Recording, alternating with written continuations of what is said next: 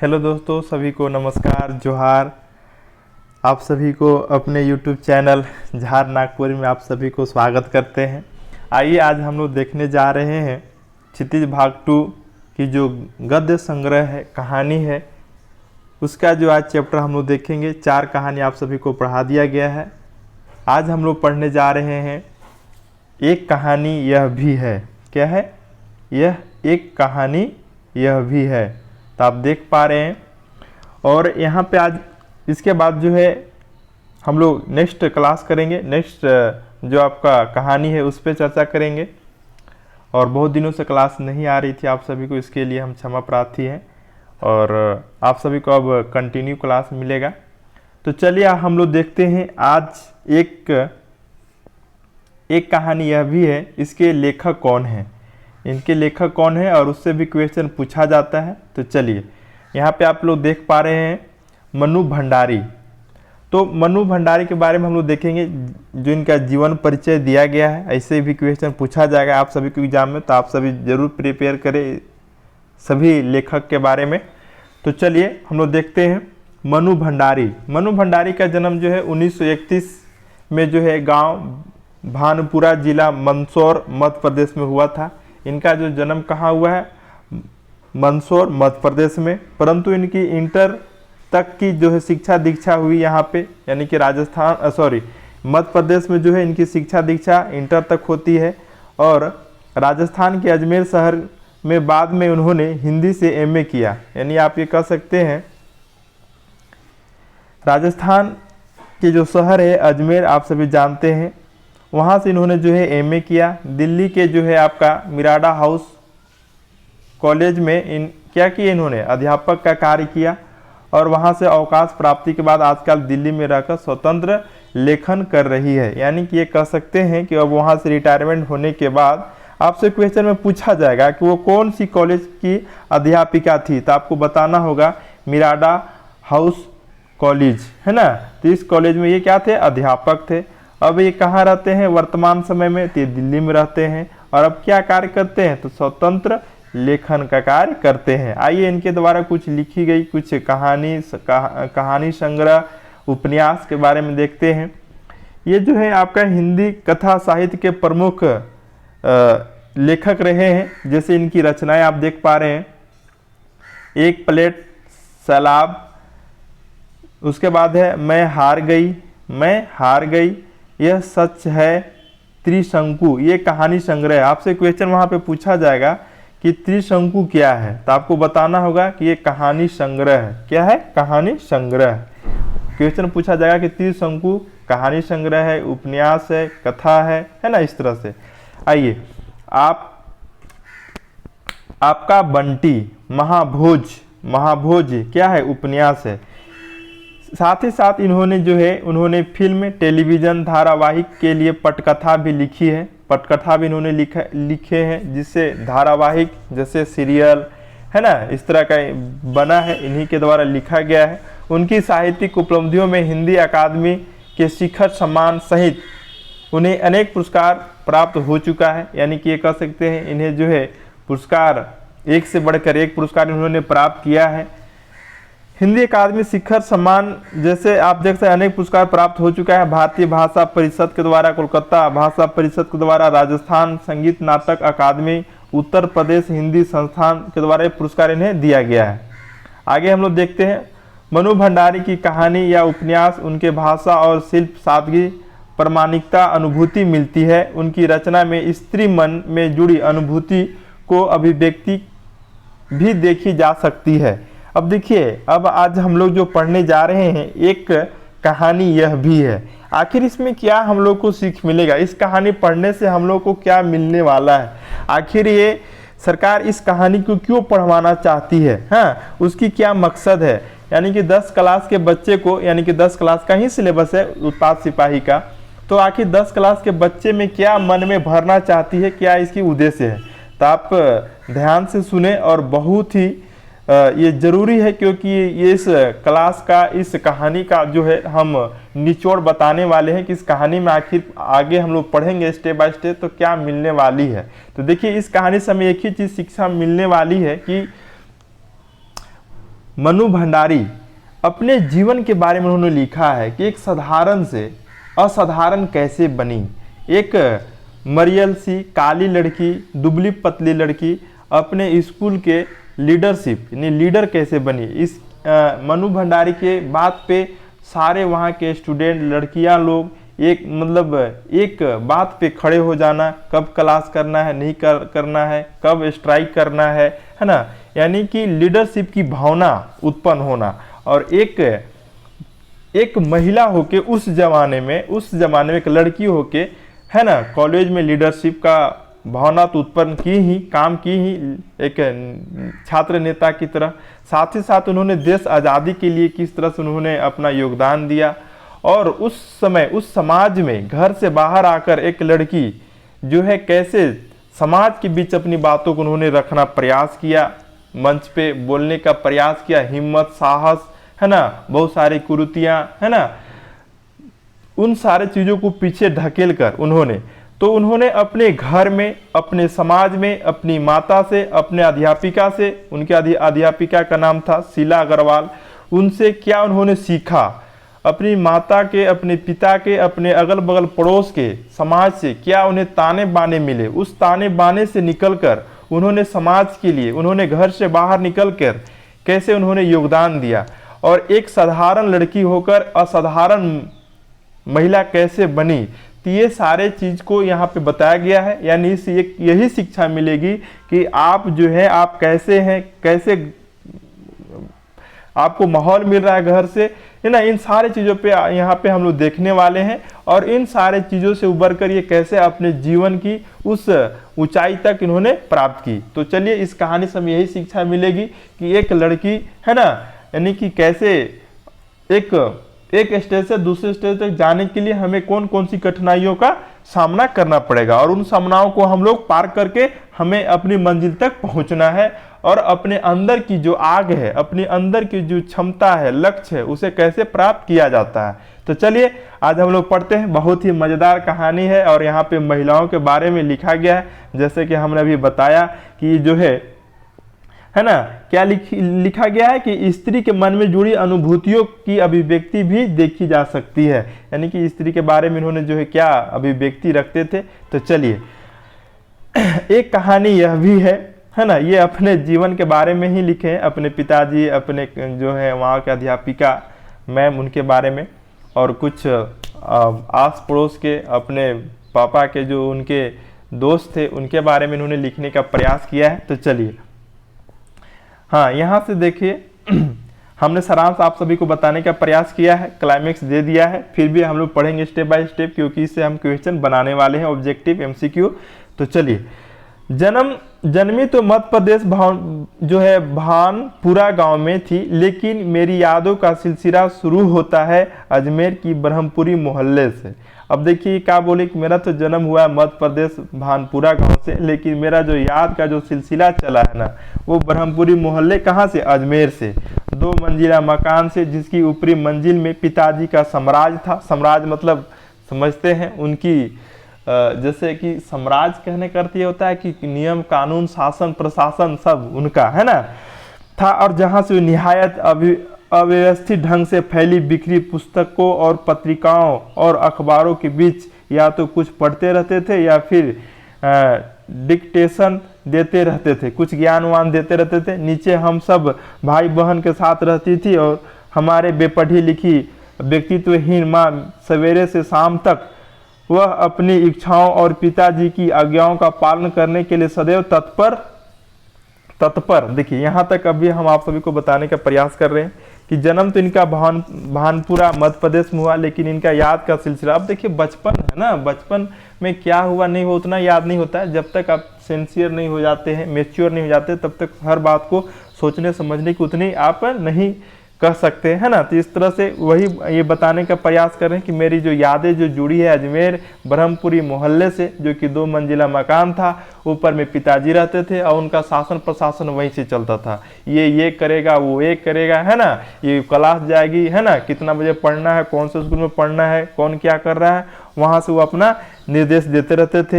उसके बाद जो है उनकी ये भाई बहन माता जी नीचे कमरा में रहते थे और इनकी माता जो है अनपढ़ है, अनपढ़ मतलब पढ़ी लिखी नहीं है ना, व्यक्तित्वहीन, उनकी एक पहचान नहीं है। सवेरे से शाम तक वह सबकी इच्छाओं और पिताजी की आज्ञाओं का पालन करने में सदैव तत्पर है।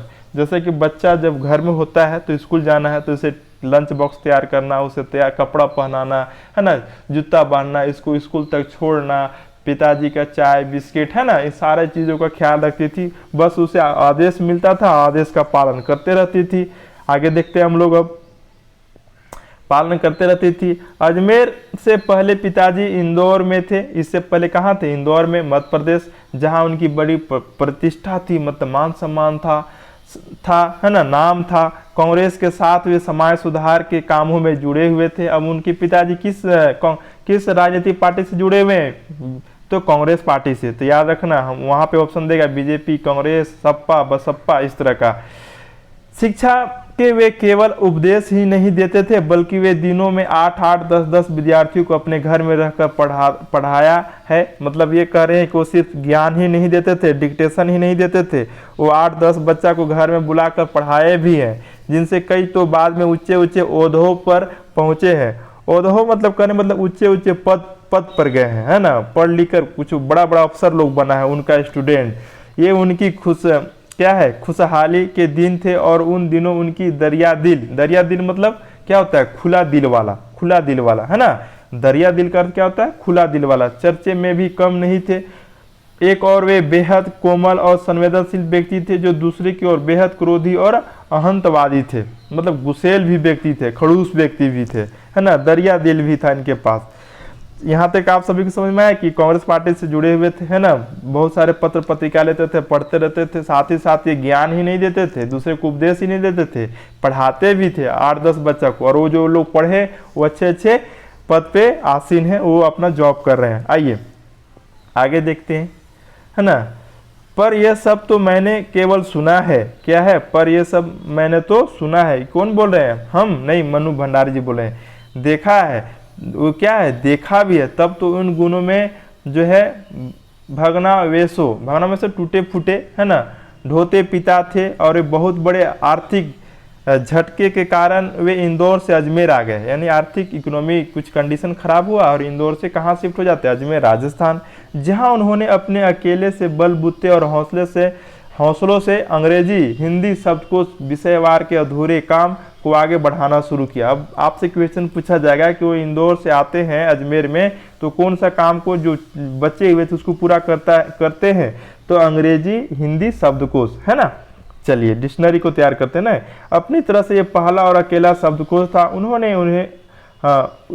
इसने उन्हें यश प्रतिष्ठा तो बहुत दी। अब ये डिक्शनरी क्या करता है? बहुत इनके प्रतिष्ठा देती है, पर अर्थ नहीं। और शायद अर्थ नहीं मतलब पैसा उतना नहीं कमा पाया। शायद गिरती आर्थिक स्थिति ने ही उनके व्यक्तित्व के सारे सकारात्मक पहलुओं को निचोड़ना शुरू कर दिया। सिकुड़ती आर्थिक स्थिति के कारण और अधिक विस्फारित उनका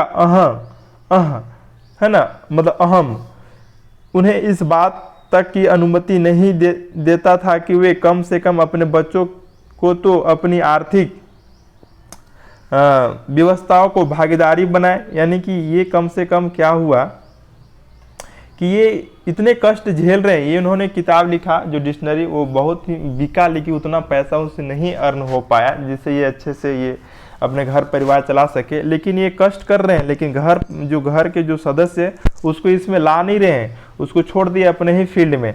नवाबी आदतें, वही आदतें जो पुरानी है, अधूरी महत्वाकांक्षाएं, हमेशा शीर्ष पर रहने की बात, हाशिए पर सरकते चले जाने की यातना, क्रोध बनकर हमेशा माँ को कांपती और थरथराती रहती थी। मतलब गुस्सेल आदमी, खड़ूस आदमी, माँ पर एकदम डराते धमकाते रहते थे। मतलब जो पहले का व्यवहार था, है ना, जिसमें उनकी इकोनॉमी पावर अच्छी थी और खराब हो गई, उसमें कोई उनका जो है व्यक्तित्व में परिवर्तन नहीं आ रहा। जो कल थे वो आज भी है। आज स्थिति खराब है, फिर भी हाथों में विश्वासघात की जाने कैसी गहरी चोट होगी, जिन्होंने आंख मूंद कर सबका विश्वास करने वाले पिता को बाद के दिनों में इतना शकी बना दिया था कि जब तब हम लोग भी उनकी चपेट में आ जाते ही रहते थे, है ना। माता के साथ साथ ये लोग भी आ जाते थे, उनके जो पुत्र हैं सुपुत्र हैं।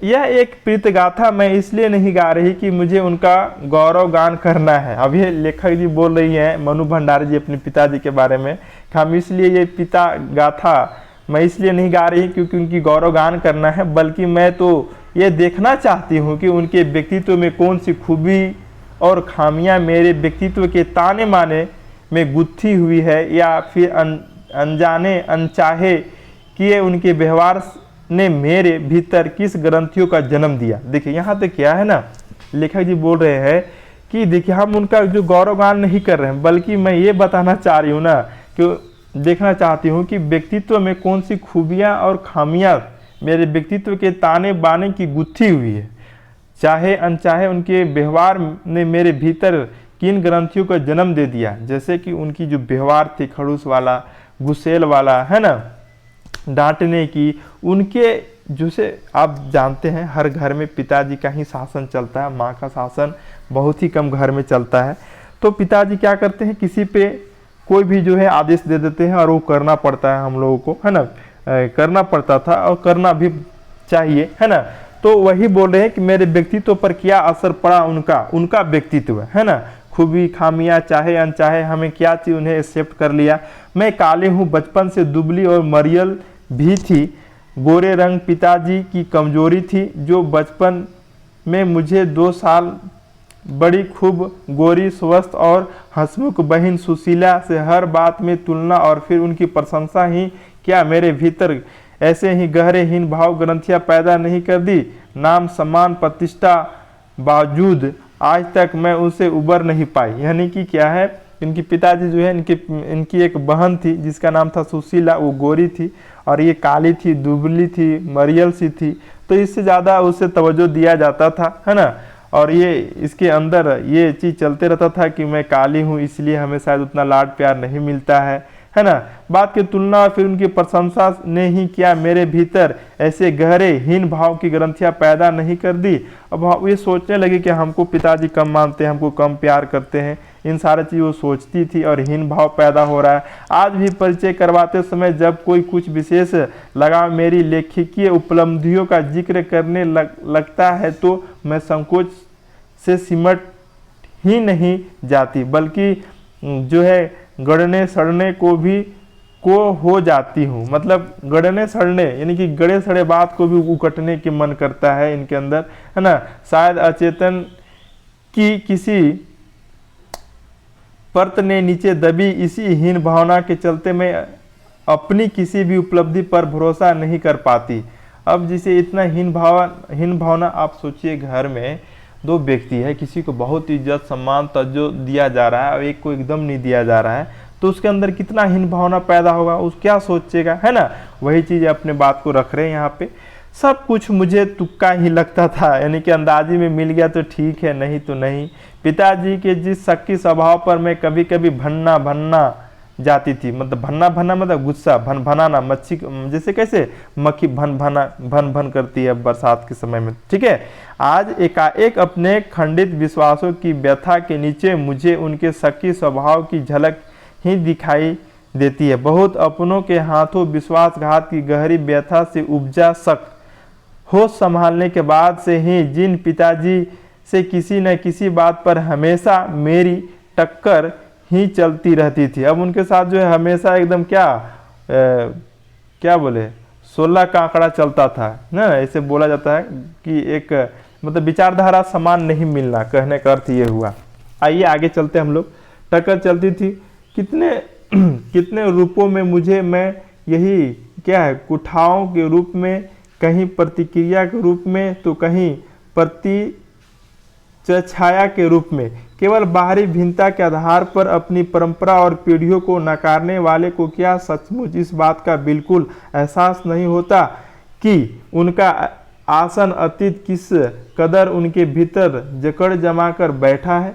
यानी कि वो पहल का सोच, जो पहले वाला सोच है एकदम, हाँ, जमा कर उनके अंदर बैठा हुआ है, बाहर निकलने नहीं दे रहे हैं। यानी कि कहने का मतलब आज जो है मॉडरेट युग, उस समय की बात हो रही है कि अब समय के अनुसार लोगों को बदलने की ज़रूरत है और बदलना चाहिए। तो वही बात लेखक बोल रहे हैं, समय का प्रवाह भले ही हमें दूसरी दिशाओं के बहाकर ले जाए। स्थितियां का दबाव भले ही हमारे रूप बदल दे, हमें दूसरी तरह उसे मुक्त तो नहीं कर सकता। अब देखिए, हमें पूरी तरह उससे मुक्त तो नहीं कर सकता, सही बात है, जिस परवरिश में है ना। पिताजी के ठीक विपरीत थी। ये अब देखिए, वही हम बोले ना कि क्या है, 16 का आंकड़ा चलना, मतलब उनका विचार इनका विचार एक समान नहीं था, विपरीत थी, मतलब उनका विचार कुछ था पिताजी का, इसका अपोजिट। हमारी बेपढ़ी लिखी माँ धरती के कुछ ज़्यादा ही धैर्य, धरती से कुछ ज़्यादा ही धैर्य और सहन शक्ति थी शायद उसमें। मतलब माता के बारे में बोल रही है कि माता को पिताजी कुछ भी बोल देते, उसका पलट का जवाब नहीं देती थी। क्यों? क्योंकि धरती माँ जो है वो सबसे अगर कोई धैर्यवान है तो धरती है। आज धरती को हम लोग क्या नहीं कर रहे हैं, देखिए, कोयला खोदना है, धरती को छेद दे रहे हैं, पानी निकालना है, धरती को छेद दे रहे हैं। अब तो शहर में हर 2 डिसमिल में कोई जमीन ले रहा है, एक बोर धंसा दे रहा, धरती को कितना छेद कर रहे हैं, फिर भी धैर्य बना के सहन शक्ति है, तब तो सह कर है धरती माँ, है ना। शायद उसमें थी वही धैर्य शक्ति किसमें, उनकी माँ में। पिताजी की हर ज्यादती मतलब सताना, कुछ भी ये करो वो करो, अपना पर्याप्त और बच्चों के हर उचित अनुचित फरमाइश और जीत को अपना फर्ज समझकर बड़े सहज भाव से स्वीकार करती थी। और बच्चा कोई बोला, मम्मी आज मुझे पकौड़ी खाना है, आज हमें समोसा खाना है, आज हमें, है ना, पाव भाजी बना दो, कुछ भी बना दो, खीर बना दो, खिचड़ी बना दो, जो बच्चा लोग बोलता था उसकी फरमाइश को, उसका जिद को पूरा करने में लगी रहती थी। ये कहना है लेखक को। उन्होंने जिंदगी भर अपने लिए कुछ मांगा ही नहीं, चाहा ही नहीं, केवल दिया ही दिया। हम भाई बहनों का सारा लगाव, यानी कि शायद सहानुभूति उपजा, माँ का साथ था, क्योंकि माँ उतना प्यार करती थी ना, जो बोला ना, ये लोग बहन लोग जो बोली, भाई जो बोला, सारा चीज मम्मी करके देती थी। लेकिन निहायत असहाय मजबूरी में लिपटा उनका यह त्याग कभी मेरा आदर्श नहीं बन सका। अब देखिए, उनके साथ हम लिपटे हुए हैं, फिर भी उनका व्यवहार, उनका अंदर जो आदर्श है वो मेरे अंदर नहीं समा पाया, न उनका त्याग, न उनकी सहिष्णुता। खैर जो भी हो, अब हम पैतृक पुराण यही समाप्त कर अपनी पर लौटती हूँ। अब ये लेखक जी बोल रहे हैं, जो भी हो, हम पिताजी से तो पटता नहीं था, उनका व्यवहार मेरे अंदर आया नहीं।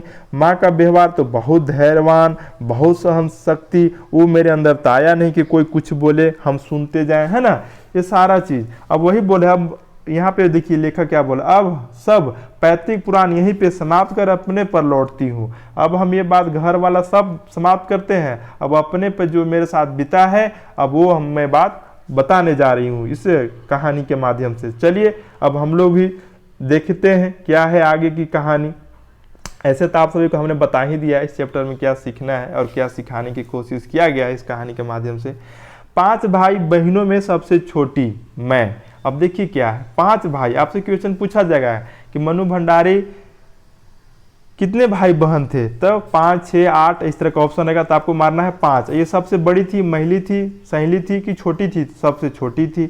सबसे बड़ी बहन की शादी के समय मैं शायद 7 साल की थी। अब आपसे क्वेश्चन पूछा जाएगा कि बड़ी बहन की जब शादी हो रही थी तो मनु भंडारी की उम्र क्या थी, तो 7 वर्ष थी।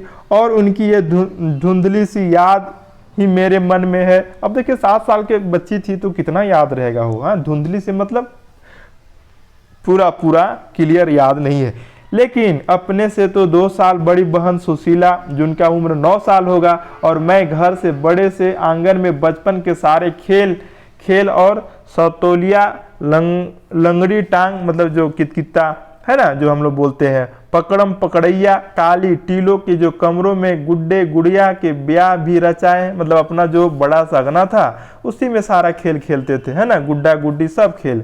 पास पड़ोस की सहेलिया के साथ यो खेलने को हमने भाइयों के साथ जो है गिल्ली डंडा भी खेला और पतंग उड़ाने, कांच पीसकर मांझा जो है सुतने का काम भी किया है। मतलब ये बोले कि बाहर के पड़ोसी सहेली के साथ भी हम लोग क्या किए हैं, कितकित्ता खेले हैं, गुल्ली डंडा खेले हैं, पतंग उड़ाए हैं, मांझा काटे हैं। लेकिन उनकी गतिविधियों का दायरा घर से बाहर ही अधिक रहता था और हमारी सीमा थी घर। अब देखिए, अब इनका खेलने का कूदने का जो ज़्यादा मन करता था बाहर में, लेकिन इनका सीमा था घर। सीमा मतलब बाउंड्री, बाउंड्री किसका, पापा का आदेश है ना। वही है सीमा। हाँ, इतना जरूर था कि उस जमाने में घर की दीवार घर तक ही समाप्त नहीं हो जाती थी, बल्कि पूरे मोहल्ले तक फैली रहती थी। अभी बोले हाँ ठीक है, लेकिन उस जमाने इस जमाने में बहुत फर्क है। उस समय भी जो है ये नहीं कह सकते कि मोहल्ले फैली रहती थी, इसलिए मोहल्ले किसी भी घर में आने जाने का कोई पाबंदी नहीं था। उस समय उतना रोक टोक नहीं था उतने। उस समय, आज के समय में क्या है, आज एक घर शहर में आप देखेंगे आपका दरवाजा सामने खुल रहा है किसी और का, लेकिन वो आप एक दूसरे से अनभिज्ञ हैं, अपरिचय हैं, कोई मतलब नहीं है किसी से। बल्कि कुछ घर के परिवार का तो हिस्सा ही थे, कुछ ऐसे भी पड़ोसी थे, मतलब मानो को घर का पड़ोसी नहीं है, वो घर का सदस्य ही है ना, ऐसे हिस्सा ही थे। आज तो मुझे बड़ी शिद्दत मतलब कहना पड़ रहा है, शिद्दत के साथ ये महसूस होता है कि अपनी ज़िंदगी खुद जीने ने इस आधुनिक दबाव और महानगरों के फ्लैट में रहने वाले हमारे परंपरा पड़ोस कल्चर से विच्छिन्न करने में हमें कितना संकुचित, असहाय, असुरक्षित बना दिया है। विच्छिन्न मतलब क्या है ना यहाँ पे, कि लोगों से कट जाना है, एक दूसरे से लगाव छूट जाना, एक दूसरे से कोई मतलब नहीं। देखिए, संकुचित मतलब छोटा सा, नैरो, असहाय, असुरक्षित। अब घर के सामने वाले लोग भी सामने से दरवाजा खोल रहा है तो असुरक्षित महसूस कर रहे हैं। क्यों? क्योंकि हमें उस एक दूसरे को नहीं जानते, ना एक दूसरे के साथ कोई संपर्क है, ना बात कही है। इस तरह से मेरी कम से कम 1 दर्जन आरंभिक कहानी के पात्र इसी मोहल्ले के हैं, जहां मैंने अपनी किशोरावस्था गुजारा, अपनी युवावस्था का आरंभ किया। 1-2 छोड़कर उनमें से कोई भी पात्र मेरे परिवार का नहीं है। बस उनको देखते सुनते इनके बीच ही मैं बड़ी हुई हूँ, लेकिन उनकी छाप मेरे मन पर कितना गहरी थी, इस बात का एहसास तो मुझे कहानी लिखते समय हुआ। अब कहानी लिख रही तब एहसास हो रहा है। इतने वर्षों के अंतराल ने भी उनकी भाव जो है भंगिमा मतलब मन में उद्गार आ जाना, भाषा किसी भी धुंधला नहीं किया था, और बिना किसी विशेष प्रयास के बड़े सहज भाव से जो है उतरते चले गए थे। मतलब बोल रहे हैं कि लिखते समय हमको ज़्यादा सोचना नहीं पड़ रहा है, हमको याद है सारा बात, है ना। सारा बात क्या है, इनको याद ही है, धुंधला नहीं हुआ है, सारा चीज़ अभी भी याद है। उतरते गए थे। इसी समय कि दा साहब अपने व्यक्तित्व की अभिव्यक्ति के लिए अनुकूल परिस्थिति पाते ही महाभोज में इतने वर्षों बाद कैसे एकांक जीवित हो उठे, ये मेरे लिए ही आश्चर्य का विषय था, एक सुखद आश्चर्य का। आइए, उस समय हमारे परिवार में लड़की के विवाह के लिए अनिवार्य योग्य थी उम्र में 16 वर्ष और शिक्षा मैट्रिक। अब बोल रही है कि उस समय सन 1944 की बात है, 44 लिखा हुआ मतलब 1944 का बात है, कि उस समय जो है हमारे परिवार में लड़की की शादी का जो योग्यता निर्धारित किया गया, आज योग्यता 18 से 21 कर किया गया लड़कियों का। 18 वर्ष लड़की का था, पहले 21 वर्ष लड़का का, लेकिन अभी जो है दोनों को बराबर कर दिया गया है। तो यहाँ पे क्या है, उस टाइम की बात है सन 1944 की, कि उस समय जो है उम्र 16 वर्ष होना चाहिए और लड़की मैट्रिक पास होनी चाहिए, शादी का योग्य बन गया, उम्र हो गया। सुशीला ने यह योग्यता प्राप्त की और शादी करके कोलकाता चली गई। अभी से जो 2 साल बड़ी बहन थी जिसका नाम था सुशीला, और वो मैट्रिक पास की और उसका उम्र 16 साल पूरा हुआ, शादी करके वो कहाँ चली गई, कोलकाता। दोनों बड़े भाई भी आगे पढ़ाई के लिए बाहर चले गए। अब 2 भैया थे वो भी बाहर चले गए हैं। अब एक बड़ी बहन का तो पहले ही शादी हो गया, तो आपको तो समझ में आ गया होगा कि 2 बहन का शादी हो गया और 2 भाई पढ़ाई के लिए बाहर चले गए, तो 4 लोग तो निकल गए घर से। अब अकेले बचे ना, सिंगल। इन लोगों के छात्र छाया के हटते ही पहली बार मुझे नए सिरे से अपने वजूद का एहसास हुआ, अपने अंदर की बात, अपने अंदर की जो क्षमता है ना, कैपेसिटी, ये अब उनको समझ में आ रहा है। कब? जब घर खाली होता है, सब कुछ चले जाते हैं, वजूद का एहसास हुआ। पिताजी है ना, पिताजी ध्यान भी पहली बार मुझे केंद्रित हुआ। अब देखिए, घर में यही भर रही तो कोई भी बात है, मान लो चाय मंगाना हो, पेपर मंगाना हो, या पेन मंगाना हो, या चश्मा मंगाना हो, कुछ भी, तब इसी को ना बोलेंगे पापा। लड़कियों को जिस उम्र में स्कूली शिक्षा के साथ साथ सुघड़ गृहिणी और कुशल पाक शास्त्री बनने के नुस्खे जुटाए जाते थे। पिताजी का आग्रह रहता था कि मैं रसोई से दूर ही रहूं। रसोई को भटियार खाना कहते थे। अब देखिए क्या बोल रहे हैं मनु भंडारी जी कि अब तो हम ही रहे, लेकिन पिताजी का जो है दिल दिमाग केंद्रित मेरे ऊपर हुआ। लेकिन पिताजी ये नहीं कहते थे कि तुम जाओ मम्मी के साथ और रसोइये में रसोईया बनाओ, एकदम दूर कहते थे इससे दूर रहो। भटियार खाना तो समझते हैं ना, खाना है भटियार खाना मतलब ये काम बहुत ही गंदा है, ये काम तुम करबे मत करो, ये भटियार खाना है। हम लोग ऐसे बोला जाता है, बस भटियार खाना में कौन जीता हो। हाँ, उनके हिसाब से वहाँ रहना अपनी क्षमता प्रतिभा को भट्टी में झोंकना था। यानी कि अगर वहाँ पे तुम चली जाओगी, अगर रसोईया में काम करोगी तो अपना क्षमता है, तुम्हारे अंदर जो प्रतिभा है वो भट्टी में झोंकने का समान है, जलाने का समान है ना, ये चीज बोल रहे हैं। घर में आए दिन विभिन्न राजनीतिक पार्टियां जमावड़ा होते थे, वे जमकर बहस होती थी। अब देखिए बात क्या है कि इनके घर में जो है राजनीतिक पार्टी के बात चलते रहता था। अब क्यों चलता था, तो चलेगा ना, इनके पापा क्या हैं, कांग्रेस के नेता हैं, कांग्रेस पार्टी के, तो आएंगे ही ना, लोग आएंगे और आएंगे तो थोड़ा बात विचार तो होगा ही। हाँ, कहाँ थे जी हम लोग, है ना। स्थिति शीला अग्रवाल नहीं, यहाँ पे 10वीं कक्षा में आलम था। हाँ, तो यह क्या था, जमावड़े होते थे क्योंकि राजनीतिक पार्टी से जुड़े हुए थे। आइए आगे हम लोग देखते हैं।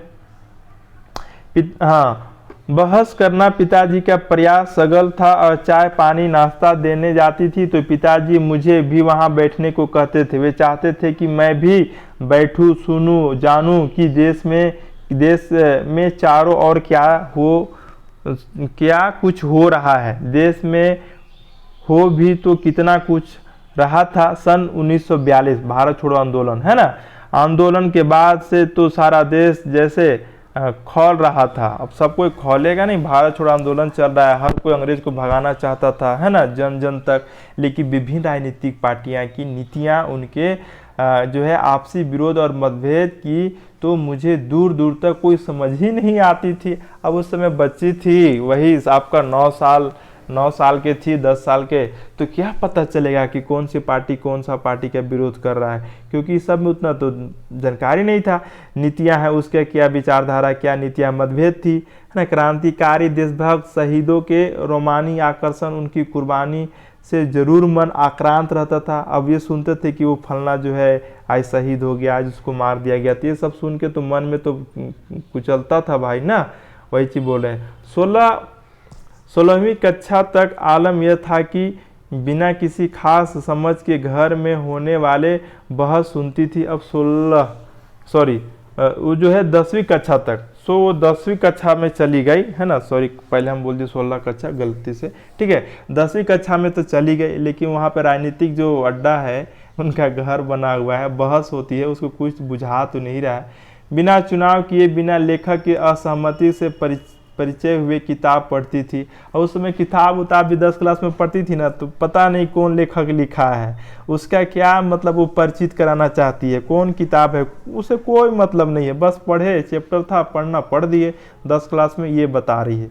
लेकिन सन 1945 में जैसे ही 10वीं पास करके मैं फर्स्ट ईयर आइए हिंदी अध्यापिका शीला अग्रवाल से परिचय हुआ। अब जैसे ही वो फर्स्ट डिवीजन 10वीं पास करती है और फर्स्ट ईयर यानी कि पहला सारे इंटर में प्रवेश करती है, तो हिंदी की एक जो अध्यापिका है जिसका नाम है शीला अग्रवाल से परिचय होता है। सावित्री गर्ल हाई स्कूल जहां मैं कखारा सीखा था, 1 साल पहले ही कॉलेज बना था। जहां से कखा सीखी थी ना, कौन सा, सावित्री गर्ल हाई स्कूल, वो क्या बन गया, कॉलेज बन गया।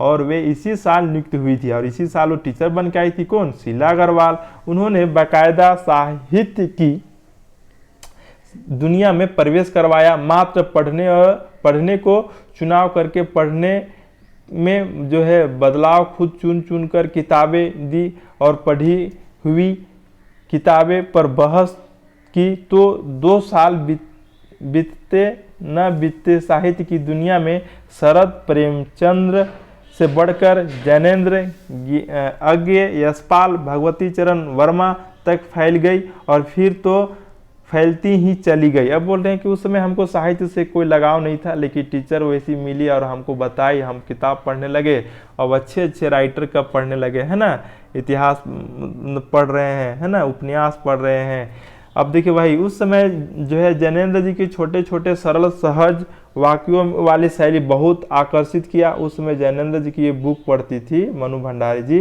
तो उनको बहुत अच्छा लगता था क्योंकि सरल सहज भाव में ये लिखते थे। सुनीता उपन्यास बहुत अच्छा लगा था, उनका एक उपन्यास था जिसका नाम था सुनीता, वो उपन्यास बहुत अच्छा लगा।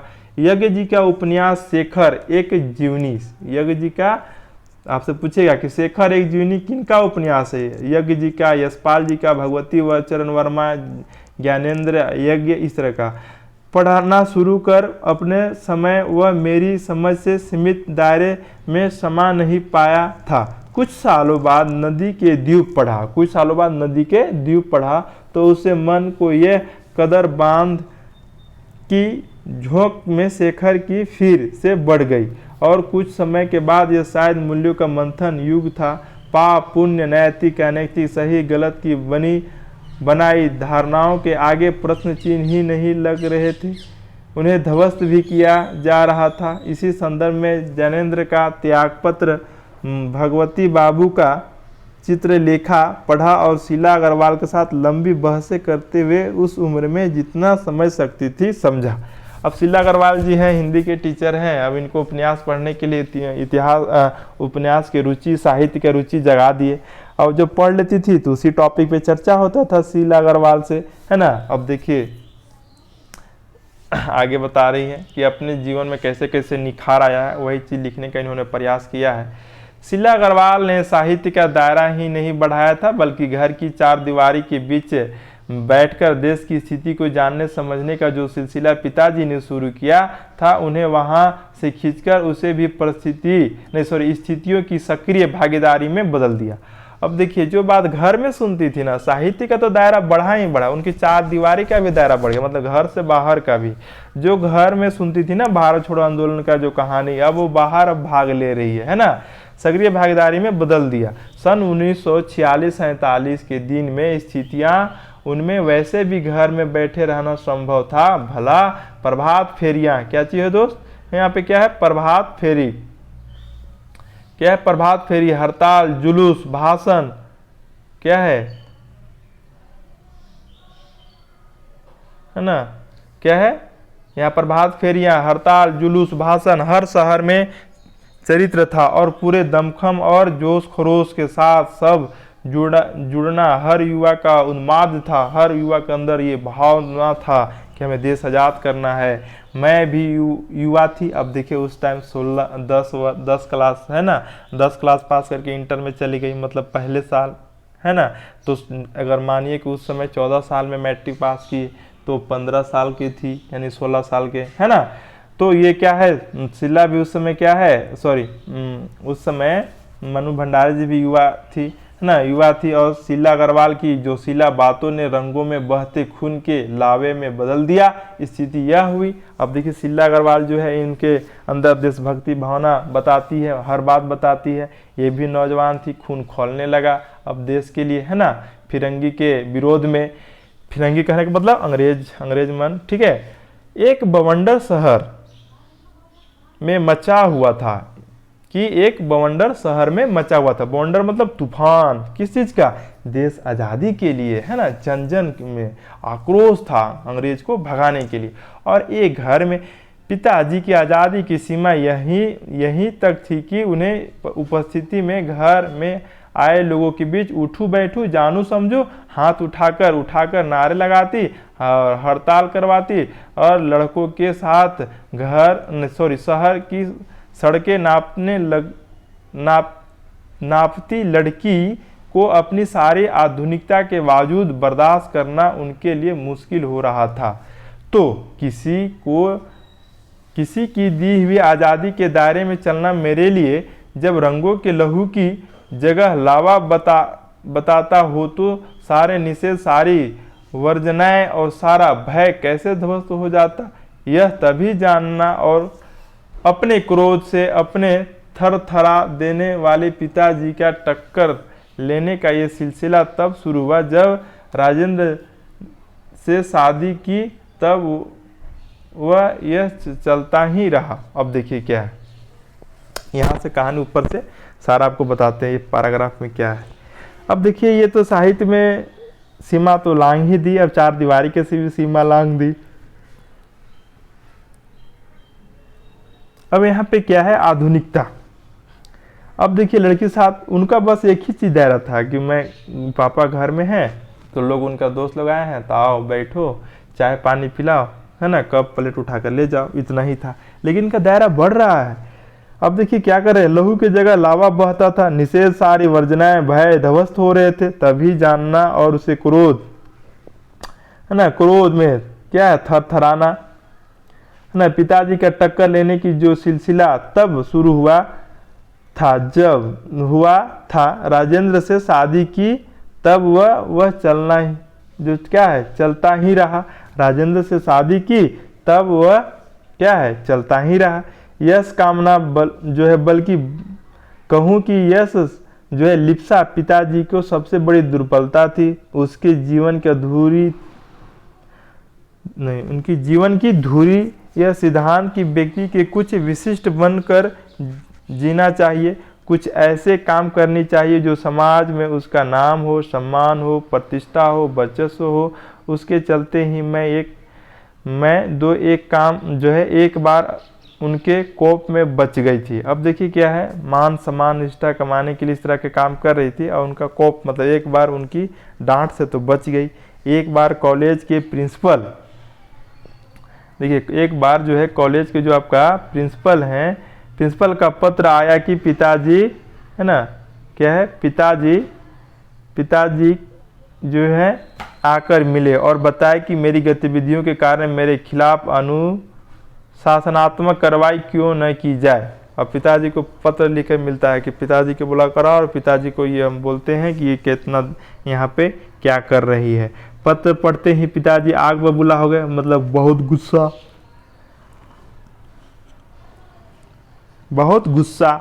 ये लड़की मुझे कहीं मुंह दिखाने लायक नहीं रखेगी, पता नहीं क्या क्या सुनना पड़ेगा। वहाँ जाकर 4 बच्चे पहले भी पढ़े, किसी ने ये दिन नहीं दिखाया। मतलब बोल रहे हैं पिताजी गुस्सा से कि पत्र आ गया स्कूल से, वो प्रिंसिपल मैम का, ये क्या क्या कर रही है ना, ये नाक कटा कर रख दी है, आग बबूला है। और हमारे तो वहाँ पे 4 को पहले भी बच्चा पढ़ा, लेकिन किसी का ऐसा नौबत नहीं आया कि हमको जाना पड़े, है ना, कॉलेज में।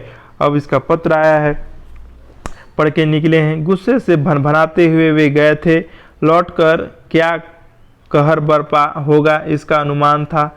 अब वो आएंगे उधर से सुन के तो कितना हम पे कहर बर पाएंगे, एकदम सोच के एकदम डरी हुई थी। सो मैं पड़ोस के एक मित्र के यहाँ जाकर बैठ गई। अब डरे क्या, घर छोड़ के अपने पड़ोस के सहेली के पास चली गई। माँ को यह कह दिया कि लौटकर बहुत कुछ गुबार निकल जाए तब बुलाना। मतलब जब लौटेंगे कॉलेज से सुनकर तो बहुत कुछ आके बोलेंगे, है ना, गुस्सा जब शांत हो जाएगा ना, गुबार निकल जाएगा ना, तब हमको बुलाना ना माँ। यही कह के मधु भंडारी जी घर से निकल जाते हैं और पड़ोसी के यहाँ चले जाते हैं, अपने मित्र के यहाँ, है ना।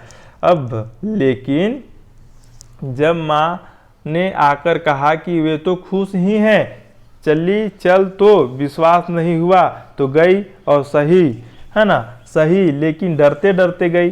सारे कॉलेज की लड़कियां पर इतना रौब है तेरा, सारा कॉलेज तुम 3 लड़कियों के इशारे पर चल रहा है। प्रिंसिपल बहुत परेशान थी और बार बार आग्रह कर रही थी कि मैं तुझे घर बिठा लूं, क्योंकि वे लोग किसी तरह डरा धमका कर डांट झपट कर लड़कियों को क्लास में भेजते हैं।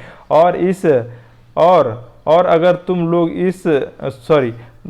लोग एक इशारा कर दो कि क्लास छोड़कर बाहर जाओ तो सारी लड़कियां निकल कर मैदान में जमा होकर नारे लगाते हैं। लगती है तुम लोग के मारे कॉलेज चलना मुश्किल हो गया है उन लोगों के लिए, कहा। अब देखिए क्या है कि इनके पिताजी को बोलते हैं कि ये लड़की लोग इतना 3 लड़की लोग लीडर बन गई है, हम लोग किसी तरह से समझा बुझा कर प्यार से क्लास करने के लिए बच्चा को बोलते हैं। लेकिन ये 3 लोग बोलते हैं कि सभी लोग उठो चलो ग्राउंड में, तो सभी कोई ग्राउंड में आ जाता है। एकदम नाक में दम करके रखी है ना, ये लीडर बन गई है ना, इसको आप घर में बैठा दो। यह बार बार प्रिंसिपल में हाथ जोड़ रही थी इनके पिताजी से। मुश्किल हो गया इन लोगों के लिए। कहाँ तो जाते समय पिताजी मुंह दिखाने से घबरा रहे थे और कहा बड़े गर्व से कह कर आए कि यह तो पूरे देश की पुकार है, इस पर कोई कैसे रोक लगा सकता है भला। बेहद गदगद स्वर में पिताजी यह सब सुनाते रहे और मैं आवाक, मुझे नहीं अपनी आंखों पर विश्वास हो रहा था न अपने कानों पर यह हकीकत थी। अब बोले कि देश को आज़ादी के लिए क्या करती थी मनु भंडारी, कॉलेज के सभी लड़कियां से निकल ले जाकर प्रभात फेरी लगा देती थी, कुछ भी है ना करती थी। तो टीचर वहाँ पे से नाराज थे। अब ये वहाँ पे टीचर जब बुलाए इनके पिताजी के, तो पिताजी सब बात सुनते हैं तो इन्हें गर्व महसूस होता है, प्राउड फील होता है। अब गर्व से कह कर आए कि ये तो पूरे देश का पुकार है, इस पर कोई कैसे रोक लगा सकता है ना। बेहद गदगद स्वर में पिताजी ये बात वहाँ पे सुना रहे थे, मतलब ये बात बोले थे और यहाँ पे आके सुना रहे थे, सुन रही थी आवा भगत में, और ये हकीकत था। और ये अपने आप में सोच रही कि सच में हमारे पिताजी इतना तारीफ कर रहे हैं आज पहली बार, कि गुस्सा में बोल रहे हैं, इसको समझ में नहीं आ रहा था। एक घटना और जो है आज़ाद हिंद फौज के मुकदमे का सिलसिला था। सभी कॉलेजों स्कूल दुकान के लिए हड़ताल का आह्वान था, जो नहीं कर रहे थे। छात्र का एक बहुत, देखिए आज़ाद हिंद फौज का सिलसिला जारी था, तो कुछ दुकान हड़ताल पे थे, कुछ लोग नहीं थे, है ना। तो बड़ा समूह वहाँ जाकर हड़ताल करवा रहा था, जो दुकान बंद नहीं किया उसको बंद करवा रहा था। अजमेर का पूरा जो है आपका विद्यार्थी वर्ग जो है चौपर, मतलब मुख्य बाजार चौराहा जहाँ पे है ना, इकट्ठा हुआ, फिर हुई भाषणबाजी। इसी बीच पिताजी के एक निहायत दकियानुसी मित्र ने घर आकर अच्छी तरह पिताजी को लू उतारी, मतलब जो क्या बोलते हैं भला बुरा कान फूकना, है ना, जो रामायण में या महाभारत में देखे होंगे, जो बात इधर से उधर करती है, क्या बोलते हैं, कौन मंथरा ना।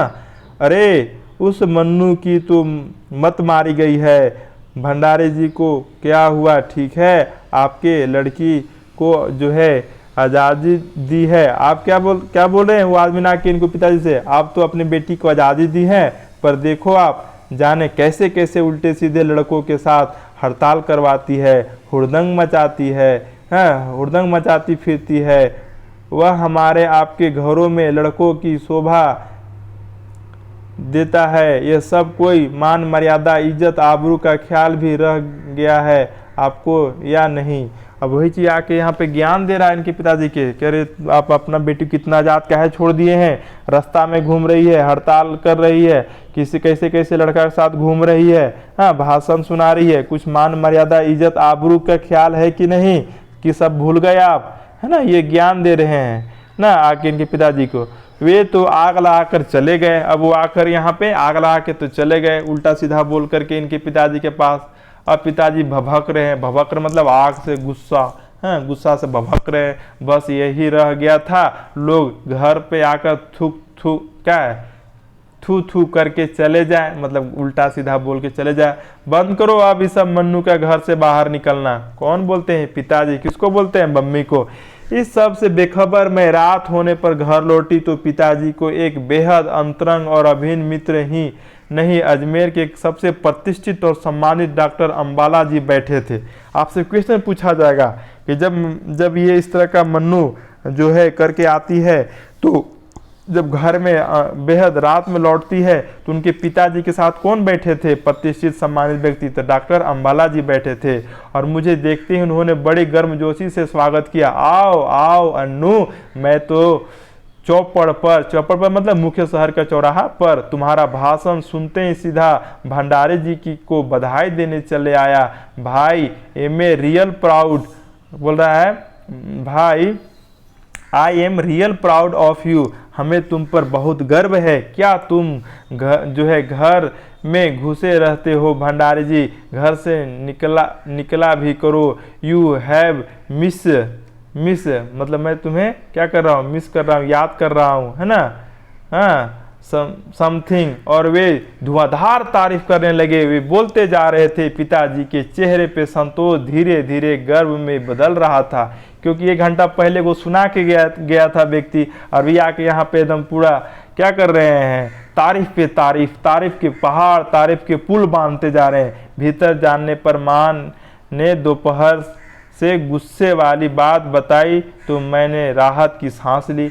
अब वहाँ पे जो दोपहर ला बात सब बताते कि ऐसा आया था, ऐसे ऐसे बोल के गया है तोहर पापा के, अभी आके अभी तारीफ कर रहे हैं, तब राहत की सांस ली। आज पीछे मुड़कर देखती हूँ तो इतना तो समझ में आता है, क्या तो उस समय मेरी उम्र थी और क्या मेरे भाषण रहा होगा ना। उस समय में हम कितना मतलब वो थे 16-17 साल के, क्या हम भाषण देते होंगे।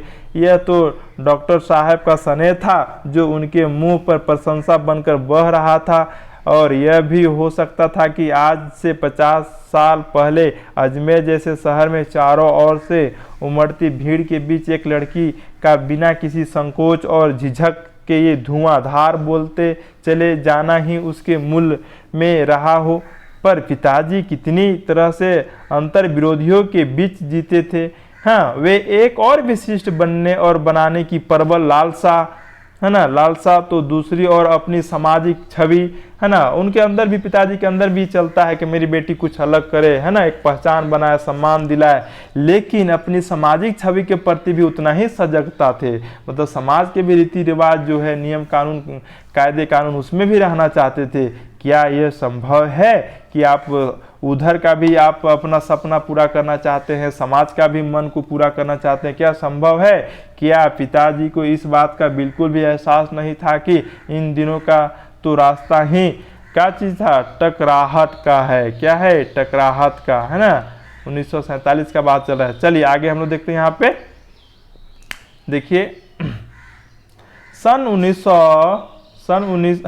1947 के मई महीने में शीला अग्रवाल को कॉलेज, यहाँ पे कॉलेज लिखा हुआ है, कॉलेज वाले को नोटिस थमा दिया लड़कियों को भड़काने और कॉलेज का अनुशासन बिगाड़ने के आरोप में। अब इनको नोटिस मिलता है मनु जी का। इस बात को लेकर हुड़दंग न मचे, इसलिए जुलाई के 3rd ईयर में क्लास बंद करके हम 2-3 छात्रों का प्रवेश निषेध कर दिया। अब क्या करता है कि इन्हें नोटिस दे देता है, हुड़दंग ना मचाए, इसलिए जुलाई के 3rd ईयर के क्लासें बंद कर देते हैं और 2-3 छात्रों का प्रवेश निषेध कर दिया। हुड़दंग तो बाहर रहकर भी इतना मचा दिया कि कॉलेज वाले जो अगस्त के आखिरी जो है ना 3rd ईयर खोलना पड़ा, और जीत की खुशी में इस शाम जो है खुशी हुई, और सामने खड़ी बहुत बड़ी चिर परिचित खुशी के सामने यह खुशी बिला गई जो है शताब्दी की सबसे बड़ी उपलब्धि 15 अगस्त 1947, और उस शताब्दी का सबसे बड़ी कोई उपलब्धि था, हम जो कर रहे थे उससे भी बड़ा कोई अचीव हुआ था, तो हमारा देश आज़ाद हुआ था 15 अगस्त 1947 को। ठीक है, आप यहाँ पे देख सकते हैं कुछ जो यहाँ पे शब्द के भावार्थ है।